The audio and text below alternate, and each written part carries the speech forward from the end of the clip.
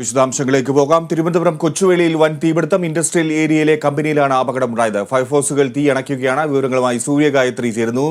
സൂര്യ, industrial ഏരിയയിൽ കൊച്ചുവേളിയിൽ തീപിടുത്തം ഉണ്ടായിരിക്കുന്നു. എപ്പോഴാണ് ഈ ഒരു തീപിടുത്തം ഉണ്ടായത്? എന്താണ് അതിന് കാരണം? തിരുവനന്തപുരം കൊച്ചുവേളിയിലെ ഇൻഡസ്ട്രിയൽ കമ്പനിയിലാണ് വൻ തീപിടുത്തം ഉണ്ടായത്. പുലർച്ചെയായിരുന്നു തീപിടുത്തം.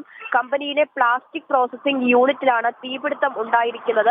തീ അണയ്ക്കുന്നതിനുള്ള ശ്രമങ്ങൾ തുടരുകയാണ്. തിരുവനന്തപുരത്തെ നിരവധി ഫയർഫോഴ്സ് യൂണിറ്റുകൾ ഇപ്പോൾ സ്ഥലത്തെത്തി തീ അണയ്ക്കുന്നതിനുള്ള ശ്രമം നടത്തുകയാണ്.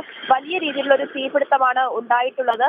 കെട്ടിടം പൂർണ്ണമായിട്ടും കത്തി നശിക്കുന്ന രീതിയിലേക്ക് തീപിടുത്തം വലിയ രീതിയിൽ വ്യാപിക്കുന്ന സാഹചര്യമുണ്ടായി. ആദ്യ സമയങ്ങളിൽ 1-2 യൂണിറ്റുകൾ വന്നെങ്കിലും അത് മാത്രം തീ അണയ്ക്കാൻ ഉതകാത്ത രീതിയിൽ വന്നതോടെ നിരവധി ഫയർഫോഴ്സ് യൂണിറ്റുകളെ സ്ഥലത്ത് എത്തിക്കുകയായിരുന്നു. ഇപ്പോൾ തീ അണയ്ക്കുന്നതിനുള്ള തീവ്ര ശ്രമം നടക്കുകയാണ്. എന്തായാലും നിരവധി ഫയർഫോഴ്സുകൾ എത്തി എന്നാണ് വിവരം. ഇപ്പോൾ തീ അണച്ചു എന്നൊരു വിവരവും സൂര്യ വരുന്നുണ്ട്. എന്താണ് ഈ വാർത്തയുടെ പൂർണ്ണരൂപം? നമുക്ക് അത്തരത്തിൽ അപ്ഡേറ്റ് ചെയ്യാൻ കഴിയുമോ ഇപ്പോൾ? വലിയ രീതിയിലുള്ള തീപിടുത്തമാണ് കെട്ടിടത്തിൽ ഉണ്ടായത്. ആ സമയത്ത് തന്നെ നിരവധി ഫയർഫോഴ്സ് യൂണിറ്റുകളെ എത്തിക്കാൻ കഴിഞ്ഞു. ഇപ്പോൾ ഏകദേശം കെട്ടിടത്തിന്റെ തീ അണയ്ക്കാൻ കഴിഞ്ഞു എന്നാണ് അധികൃതരുടെ ഭാഗത്തു നിന്ന് ലഭിക്കുന്ന വിവരം.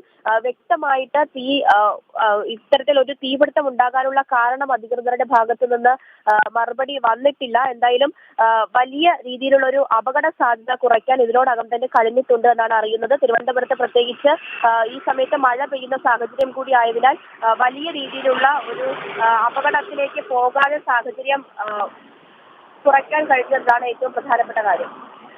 ശരി, തിരുവനന്തപുരത്തെ കൊച്ചുവേളിയിലാണ് തീപിടുത്തമുണ്ടായത്. ഇൻഡസ്ട്രിയൽ ഏരിയയിലെ ഒരു കമ്പനിയിലാണ് തീപിടുത്തമുണ്ടായത്. ഇപ്പോൾ തീ അണയ്ക്കാൻ കഴിഞ്ഞിട്ടുണ്ട്, ഏകദേശം അണയ്ക്കാൻ കഴിഞ്ഞിട്ടുണ്ട് എന്നാണ് സൂര്യഗായത്രി അവിടെ നിന്ന് റിപ്പോർട്ട് ചെയ്യുന്നത്.